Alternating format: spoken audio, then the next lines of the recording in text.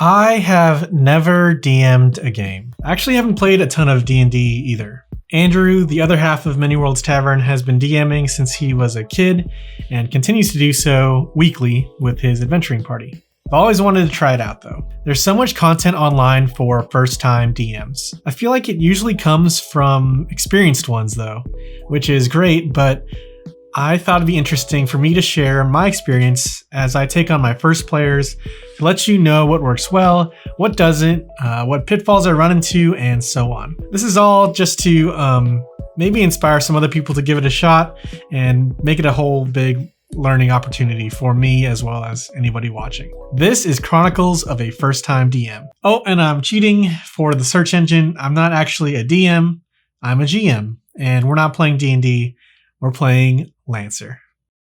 LANCER is really, really cool. It's a role-playing game where the players are Lancers, talented mech pilots who occupy the role of mechanized cavalry. They're often soldiers or mercenaries or peacekeepers, and they're legendary like a knight or ace is now. The setting is galaxy-wide with complex politics, conflicts throughout the human diaspora, and lots of mechs. I've never even played LANCER, but I love mech media, especially anime. Gundam, Ava, Macross, Top Gun, yes, the Tom Cruise movie, it's close enough. So without knowing much, I invited some friends to play, and I was delighted to hear that everyone was excited to give it a shot. As a first-time DM, the first thing I did was try and seek out examples of LANCER being played well. And there are a lot of incredible groups online. The first one I found was Zero Blue Orion from Table Story, and they are really amazing. And another one I love is Uku Station.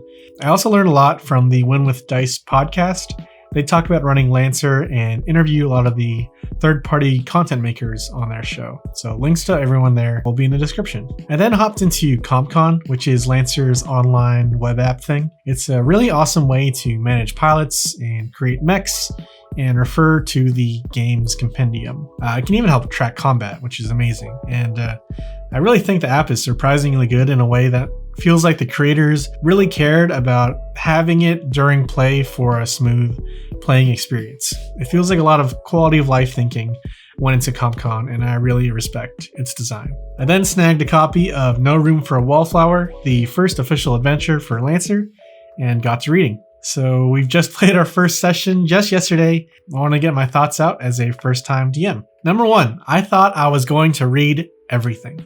I feel like I've heard a wide range of opinions on this. Some people think that you can wing everything.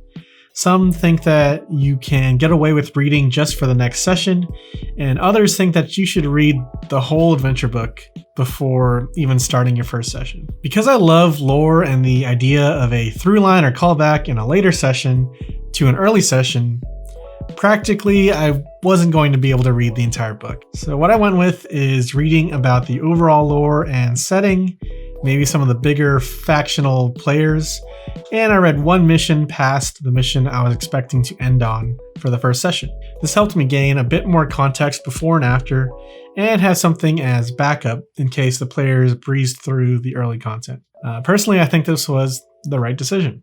Number two, I went a little flashy. I already paint miniatures. If I didn't, I don't think I would recommend doing that at all, especially for your first time DM. It's a whole hobby in itself, I think. I also think that Theater of the Mind RPGs are really fantastic and capture some of my favorite parts of role-playing. But I liked the idea of having a tricked out battle mat. I've watched creators like Blackmagic Craft and Wylock for a long time without even making anything, so this was my excuse. So I painted minis, made some rocky terrain, and put a TV down as a battle mat. I even made a little spaceship, though it's mostly decoration. Number three, I used a lot of community resources. The LANCER Discord is amazing. People are so creative and willing to share. I got battle maps from NHP Shaka, used notes for player aids and my DM screen from different community members, and read a lot about how people's campaigns of Wallflower were going. LANCER doesn't have nearly as much official content as a bigger RPG like D&D, so this was a really vital help tapping into the community. Number 4, I probably should have read more of the rules. I printed some detailed player aids for my players, and I thought my DM screen was going to have every answer to any question, but I think I relied on them a bit much. I felt pretty unprepared for some specific rules questions. After this one play, it feels like I'll be way more prepared for next time, but I still bogged down a lot of combat with having to check on rules. Alternatively, I should have played a bit of Lancer myself to better understand the game flow. And I could have made up some rules, but Lancer is a pretty technical battle system, so I didn't really want to get anything super wrong. Number 5, I had a strong intro. In Sly Flourish's Return of the Lazy Dungeon Master, he asserts that creating a strong start is an important tenet for good, lazy DMs. I feel pretty wary of railroading my players further into the game, but setting a strong intro with some momentum made me feel like we didn't do too many random diversions before hitting the meat of the story. Nothing wrong with side quests, but with a lot of backstory to get through, I appreciated getting into it quickly. Number 6, I didn't learn my combat NPCs that well. In Lancer, there are a lot of pre-made NPCs that you can put right into your combat. This is great. CompCon even gives you recommendations on whether it thinks a combat is balanced or not. However, I didn't really read through a lot of the different NPCs before our session, assuming they would have slightly different weapons or stats. And it turns out there's a lot that they change up. For example, one of my NPCs had a stance switching mechanic, and one didn't even have a weapon that dealt damage. It just impaired movement, which is super cool, but I unfortunately had to slow down combat a little bit to read some of my specific NPCs rules. Number 7, I kind of phoned in the acting the more into the game we got in. Lancer has a defined narrative segment between missions with different rules and everything, so most of the role-playing occurs during those narrative segments. But I still think I could have done a much better job doing some role-playing and acting during the missions themselves. Just make the enemies come more alive with some backstory or some more flavor about the setting would have helped a lot with improving the feeling from the combat. Number 8.